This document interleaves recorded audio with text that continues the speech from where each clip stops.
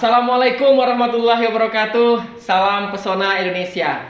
Sahabat turism dimanapun Anda berada, tentunya senang sekali pada kesempatan kali ini kita berjumpa kembali dalam acara Pagar Alam Tourism Podcast, persembahan dari Dinas Pariwisata Kota Pagar Alam. Suatu kebanggaan dan kebahagiaan pada kesempatan kali ini kita sudah kedatangan tamu yang luar biasa. Ya, nanti kita akan berbincang banyak terkait dengan bagaimanakah pengembangan sektor pariwisata, juga pengembangan sumber daya pariwisata yang ada.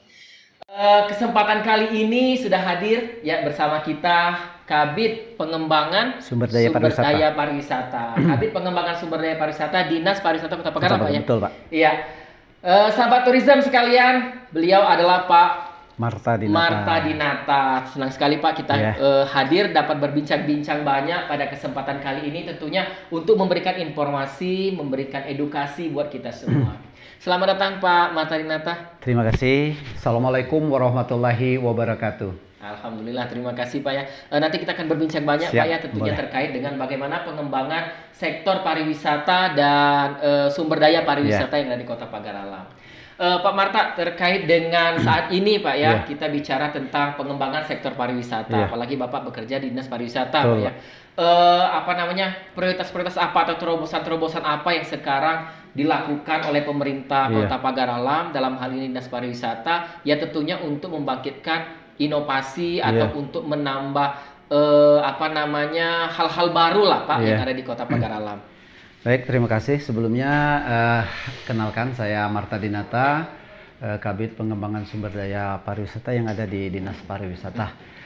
Pertama-tama saya merasa bangga Pak ya, karena saya diajak untuk berdialog ya sekitar tentang kepariwisataan yang ada di Pagar Alam. Memang sama-sama kita ketahui ya, perkembangan kepariwisataan di Kota Pagar Alam ini sangat pesat ya, artinya sesuai dengan moto kita atau tujuan kita. Pagar Alam ini adalah tujuan pariwisata yang unggul yang berada di Sumatera Selatan ya. Artinya ya kita harus benar-benar mempersiapkan diri dari berbagai aspek Pak, terutama aspek untuk memfasilitasi bagaimana pengunjung ke pariwisata itu bisa nyaman, bisa senang, dan bisa kembali lagi. Ya memang salah satu daerah-daerah yang jadi tujuan wisata ya Pagar Alam ini saya pikir sangat luar biasa Pak, karena jaranglah orang itu datang ke Pagar Alam itu hanya untuk berlibur sekali. Mungkin datang sekali, pengen lagi, datang lagi. Kita kan tahu Pak ya, pariwisata Pagar Alam cukup banyak. Kemudian destinasi itu semakin bertumbuh. Tapi kalau Bapak di Dinas Pariwisata kan Pak ya, bagaimanakah sih usaha dari Dinas Pariwisata terkait dengan sumber dayanya Pak, sumber daya pariwisata supaya balance lah antara destinasi yang bagus juga sumber dayanya yang bagus. Ini memang kewajiban bidang saya Pak ya, bidang pengembangan sumber daya pariwisata, dan mungkin selama ini kami intens untuk meningkatkan kualitas SDM pariwisata. Artinya dari berbagai sektor, terutama pelayanannya ya untuk membuat para wisatawan baik yang lokal maupun yang mancanegara untuk datang ke Pagar Alam dengan senyaman mungkin. Ya mungkin salah satu yang jadi tolak ukur ini adalah pelayanan prima Pak. Ya contoh mungkin orang datang ke Pagar Alam ini ya mungkin yang diprioritaskan dulu, yang paling prioritas pertama itu adalah pelayanan. Ketika dia masuk ke Kota Pagar Alam, yang jadi kesan pertama adalah pelayanan Pak. Ya katakanlah mereka datang ke hotel, ke villa, ya pasti yang dihadapi ya para peron-peron office itu ya untuk memberikan kenyamanan bagi mereka untuk nginap di villa. Jadi kalau kita bicara tentang pelaku pariwisata atau sumber daya pariwisata, siapa saja sih Pak yang terlibat dalam sumber daya pariwisata itu? Apakah hanya orang dinas pariwisata atau pelaku-pelaku wisata yang lain seperti itu? Ya, untuk di bidang SDM ya, memang secara general Pak ya. Kalau bidang SDM itu melibatkan seluruh SDM yang ada di Dinas Pariwisata, tapi tidak menutup kemungkinan SDM yang kami bina itu ya di luar pariwisata. Makanya kami sering melaksanakan pelatihan-pelatihan, baik pelatihan tentang hospitality, ya tentang pelatihan untuk pelaku-pelaku usaha, untuk pelaku usaha, Pak ya. Ya, kalau untuk internal kita di Dinas Pariwisata ya kita sering juga melaksanakan studi banding, kan melihat nih gimana sih SDM pegawai pariwisata di daerah lain. Jadi kalau sejauh ini Pak, penilaian Bapak yang selaku orang pariwisata lah istilahnya, sudah bagaimana sih kualitas sumber daya atau pelaku pariwisata yang ada saat ini di Kota Pagar Alam, Pak? Ya, untuk secara keseluruhan kan belum begitu maksimal, Pak ya. Ya mungkin karena harus kita bina terus kan. Ya, kita juga menyadari, Pak ya, karena Pagar Alam ini kan kota kecil, Pak ya. Kota yang jauh dari ibu kota provinsi. Ya, betul, memang indah. Terkadang ya namanya masyarakat Kota Pagar Alam, kalau ya jadi kendala lah katakanlah yang namanya SDM, kalau memang dia udah bagus, mungkin dia pengen mencoba ke tempat-tempat yang lain gitu kan. Sulit kita untuk mempertahankan SDM yang benar-benar menjadi modal pokok untuk SDM yang ada di Kota Pagar Alam. Tapi ya tidak mengapa, ya setiap tahun kita selalu melaksanakan pembinaan dan pelatihan terus, itu kontinu Pak untuk dibina dan dimonitor. Jadi Pak ya, kita tahu kan bahwa pariwisata ini sebagai faktor penunjang ya, penunjang untuk pendapatan asli daerah atau PAD daerah. Betul. Apakah di bidang Bapak juga maksudnya melaksanakan hal itu gitu, seperti itu? Ada nggak pendapatan-pendapatan lain dari sektor pariwisata ini yang untuk menunjang dana atau PAD Kota Pagar Alam gitu, Pak? Ya, betul Pak. Kebenaran di Dinas Pariwisata ini ada 2 sumber PAD Pak ya. PAD pertama dari bidang destinasi, karena di sana ada hotel penginapan ya khususnya untuk hotel penginapan yang benar-benar dikelola oleh pemerintah Kota Pagar Alam, dalam hal ini di Dinas Pariwisata. Nah, terkhusus untuk bidang saya, pengembangan sumber daya pariwisata ini melekatnya di bidang penarikan restribusi PAD. Artinya retribusi untuk pariwisata Pak ya. Restribusi. Jadi di bidang saya ada pos restribusi yang memang khusus untuk penarikan PAD untuk masuk di kawasan wisata Gunung Dempo, dan alhamdulillah selama ini telah berjalan walaupun masih perlu perbaikan dan pembenahan Pak ya. Harus tetap selalu perbaikan. Betul. Kalau nanti ada yang bertanya Pak, kira-kira tiket masuknya jadi itu seluruhnya atau hanya objek-objek tertentu Pak yang terkena retribusi gitu? Ya, kalau untuk retribusi PAD di Dinas Pariwisata bidang SDM ini hanya untuk mengcover di kawasan wisata Dempo. Jadi alhamdulillah selama ini berjalan dengan baik. Semua target-target PAD dapat tercapai, yaitu yang kendala-kendalanya ini perlu saya sampaikan Pak ya, karena garapan destinasi wisata di kawasan wisata Dempo ini bukan murni destinasi Pak. Artinya kita masih campur aduk, di sana ada pemukiman Pak. Ada tempat-tempat itu ya, betul. Di gunung itu masih ada warga setempat gitu juga. Jadi kita harus pandai-pandai untuk memilah mana pengunjung, mana penduduk, mana tamu penduduk. Nah, mungkin selama ini ya kita masih bersifat manual karena kita membedakan mana pengunjung dan mana penduduk dengan secara pembelian karcis secara manual, dan insya Allah seiring dengan perubahan waktu dengan banyaknya kunjungan wisata ke Pagar Alam, penertiban dan juga untuk penggarapan PAD secara maksimal dan mempermudahkan kami juga untuk menghitung jumlah kunjungan Pak ya, kami akan memberlakukan sistem tiket box. Artinya kita belajar dari daerah-daerah lain, para pengunjung itu hanya membeli karcis di tiket yang kami tempat penjual. Yang ini kami berarti tetapkan. Punya terobosan baru Pak ya, dari betul, bidangnya Pak SDM ini. Betul, kemudian ada inovasi ya. Betul. Jadi sahabat tourism nanti tempat masuk di wisata Gunung Dempo Pak ya. Nanti di wisata Gunung Dempo ada inovasi baru terkait dengan pemungutan retribusi ya Pak. Jadi polanya gimana Pak pemungutan retribusi? Polanya nanti kita akan terapkan ya, mungkin ini nanti setelah ini kita ada evaluasi Pak ya, kajian-kajiannya seberapa efektifnya dengan pola baru ini.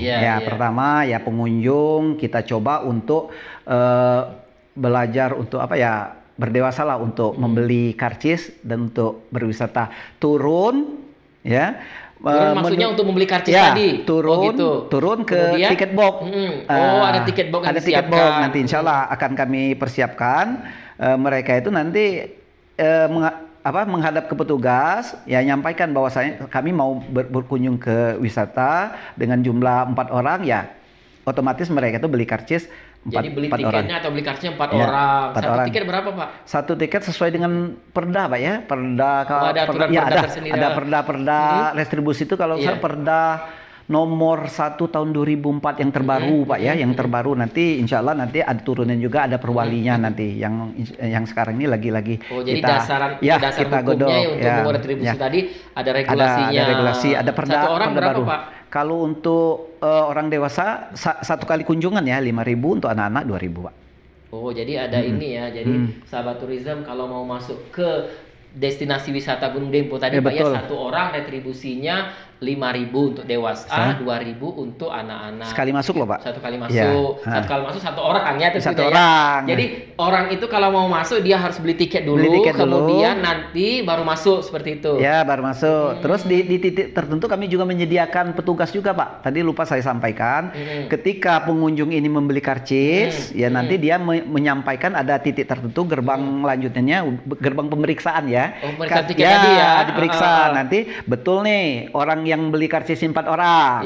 Nanti disampaikan ke petugas yang berikutnya, ngasihkan karcis. Oh, ada juga petugas dirobek. yang memeriksa orang ya, sama betul. karcisnya. Ya, ini tujuannya Jadi Pak. itu akan ini Pak ya, maksudnya agar terdeteksi ya, berapa jumlah yang masuk, berapa nanti karcis yang itu ya. Jadi untuk lebih mengklopkan istilahnya ya, semakin ini.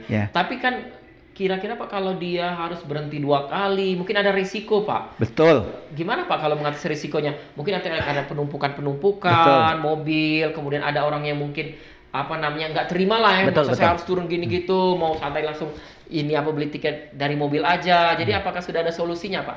Betul Pak, ini salah satu yang kendala kita di pos penjagaan distribusi ini. Kita sama-sama tahu ya, untuk pagar alam ini istilahnya bukan lintasan untuk berwisata. Artinya orang datang ke kota pagar alam ini murni untuk berwisata. Nah, untuk berwisata ke kota pagar alam ini ya tidak setiap hari mereka itu. Mungkin mereka menunggu event-event atau momen-momen tertentu, katakanlah untuk sengaja berkunjung ya. Mungkin liburan Natal, liburan tahun baru, ada juga di liburan sekolah.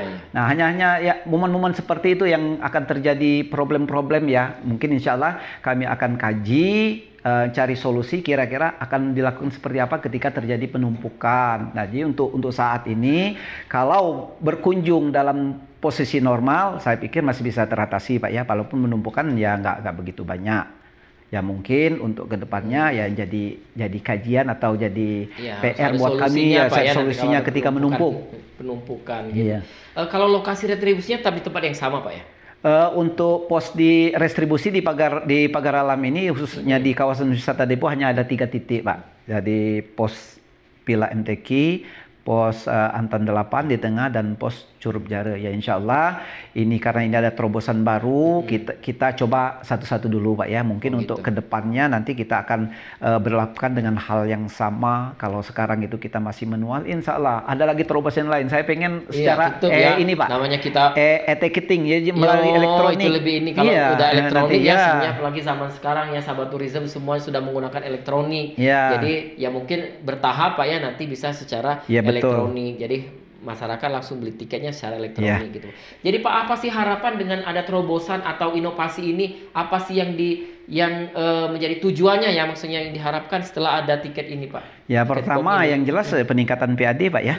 Jadi dengan adanya terobosan-terobosan ini kami mencoba untuk menghindari kebocoran-kebocoran. Karena ya terus terang kebocoran-kebocoran itu biasanya ya kita harus pelajari Pak, di mana titik lemahnya. Nah, mudah-mudahan dengan ada titik box ini mempermudah kami untuk pengawasan. Saya contohkan kenapa mempermudah. Ya, pertama manfaatnya kita bisa menghitung jumlah kunjungan, Pak. Di samping kita juga bisa menghitung jumlah berapa PAD yang masuk. Ya, katakanlah ya saya meletakkan satu petugas di pos restribusi, artinya di tiket box. Katakanlah ada 100 lembar, ya otomatis kita mudah mendeteksinya. Berarti berapa yang laku itulah jumlah kunjungan. Gitu. Nanti itu semua di store ke PAD Pak ya, tentunya PAD langsung, ya. PAD langsung. PAD juga untuk membangun pariwisata. Ya jujur ya, mungkin ya inilah namanya terobosan tadi Pak ya. Mungkin kami dari bidang SDM hanya untuk mengkoordinir, mencatat dan memonitoring, mengawasi. Jadi insya Allah kedepannya nanti ada dua sumber masukan PAD, baik yang langsung, yang tidak langsung. Yang langsung mungkin melalui elektronik tadi yang akan kita pikirkan untuk nextnya Pak ya. Ya untuk manual mungkin yang terjual langsung diserahkan ke bendahara penerimaan di Dinas Pariwisata gitu loh Pak. Jadi sahabat tourism, saat ini sudah ada inovasi baru ya, tentunya terkait dengan penjualan tiket ya, Dinas Pariwisata. Jadi setiap pengunjung itu mesti membeli tiket terlebih dahulu. Nanti setelah membeli tiket baru ke posko retribusi menyerahkan tiket dan dicek pengunjungnya Pak ya, kemudian baru bisa masuk ke kawasan destinasi pariwisata. Memang Gunung Dempo ini adalah salah satu yang paling menonjol ya, destinasi di Kota Pagar Alam. Baik Pak Marta, jadi sejauh ini Pak gimana dukungan pemerintah Pak terhadap inovasi terbaru ini, pembelian tiket box ini dengan tiket box? Ya, harapan saya ya harus didukung 100% loh Pak. Karena ini kan terobosan ini untuk mempermudah untuk mendeteksi berapa jumlah kunjungan wisata, berapa PED yang masuk, sampai sejauh mana kualitas SDM yang ada di Dinas Pariwisata dalam pengelolaan distribusi wisata ini Pak. Ini yang jadi kalau masalah personilnya tetap dari Dinas Pariwisata Pak, dari Dinas Pariwisata. Nanti akan melibatkan orang-orang Dinas Pariwisata untuk karena otomatis kan ada penambahan personil kan terkait dengan sistem tiket box ini ya.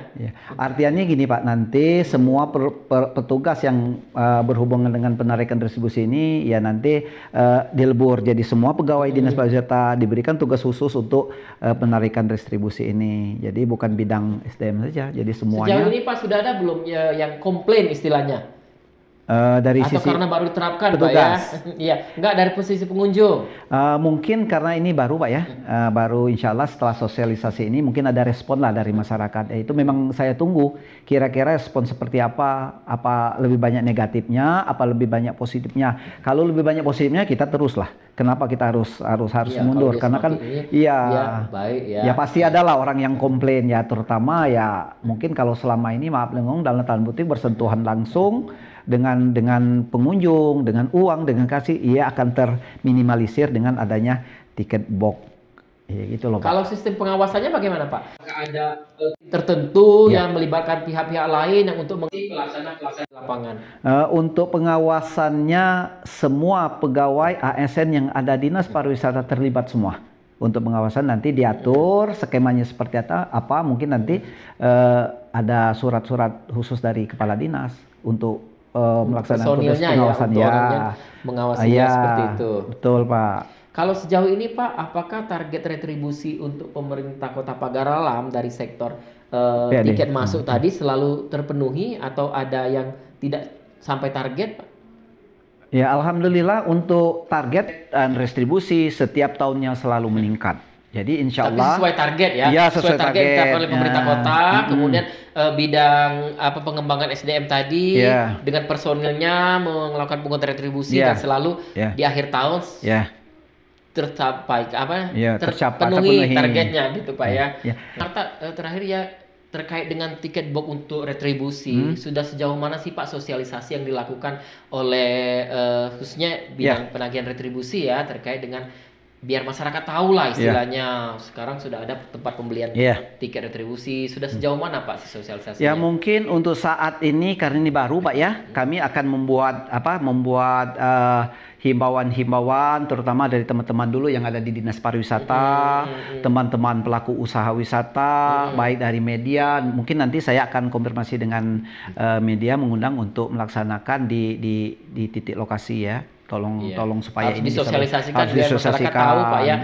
Juga mungkin lewat player-player, lewat spanduk dan sebagainya ya untuk masyarakat tahu. Ya minimal dari kita dulu Pak. Artinya ya kita ini kan pelaku wisata dan juga kebetulan juga bekerja di Dinas Pariwisata. Apa salahnya sih kita yang memulainya mensosialisasikan. Zaman sekarang kan nggak sulit loh Pak.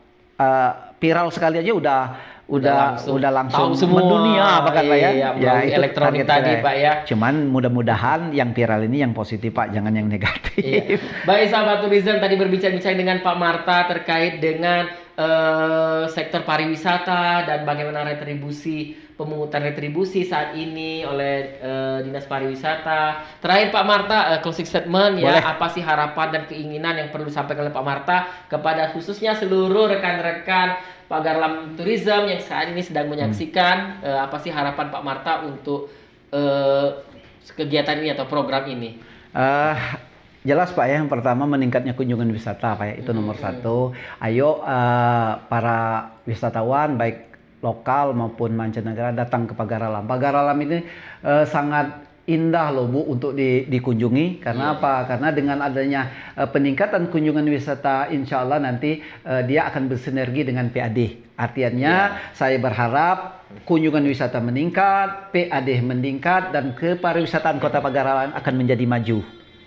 Baik, senang sekali sahabat tourism. Pak Marta telah memberikan berbagai edukasi, berbagai informasi untuk kita semua. Tentunya dengan ada inovasi terbaru bagaimana pemungutan retribusi di kawasan wisata Gunung Dempo. Sahabat tourism, demikianlah podcast kita pada kesempatan kali ini. Kita tentunya akan berjumpa lagi pada podcast-podcast yang lain, tentunya dengan narasumber-narasumber yang berbeda lainnya. Terima kasih Pak Marta, kami senang sekali. Terima kasih sahabat tourism.